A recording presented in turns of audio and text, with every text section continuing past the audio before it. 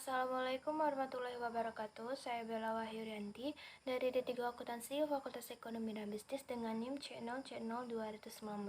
Di sini saya akan presentasi tentang variabel costing. Pengertian variabel costing. Variabel costing yaitu harga pokok produksi variabel yang merupakan salah satu cara penentuan harga pokok produksi yang dapat membebankan setiap elemen biaya produksi seperti biaya overhead, biaya bahan baku, dan biaya tenaga kerja. Dengan cara menentukan harga pokok produk ciri ini akan menentukan syarat apa saja yang termasuk ke dalam metode variabel costing, yaitu sebagai berikut.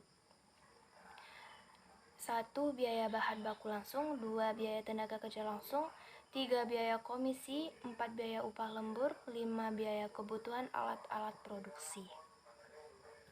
Tujuan adanya variabel costing. Pada saat mengambil keputusan dalam jangka pendek, adanya tujuan variabel costing merupakan penentuan harga pokok produksi dengan memenuhi keinginan pihak manajemen ketika ingin mendapatkan suatu informasi. Dengan cara tersebut dapat dilihat sebagai berikut.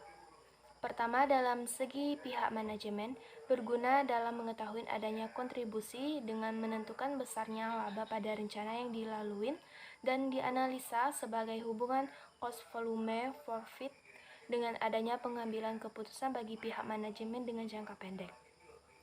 Kedua, dalam segi pihak manajemen yaitu dapat memudahkan dan dapat mengendalikan kegiatan operasional yang sudah berjalan sehingga bisa menetapkan dan bertanggung jawab kepada departemen lain pada suatu perusahaan. Perbandingan metode full costing dengan variable costing. Dalam full costing, biaya overhead pabrik baik yang berperilaku tetap maupun variabel dibebankan kepada produk atas dasar biaya overhead pabrik yang sesungguhnya. Sedangkan dalam metode variabel costing, biaya overhead pabrik yang dibebankan kepada produk hanya biaya yang berperilaku variabel saja. Manfaat informasi variabel costing. Dalam pengendalian biaya variabel costing menyediakan informasi yang lebih baik untuk mengendalikan biaya-biaya periode dibandingkan dengan metode full costing. Dalam pengambilan keputusan variabel costing menyajikan data yang bermanfaat untuk pembuatan keputusan jangka pendek. Kelemahan metode variabel costing, yaitu biasanya dalam menerapkannya akan sangat kesulitan dalam membagi elemen antara biaya variabel dengan biaya tetap.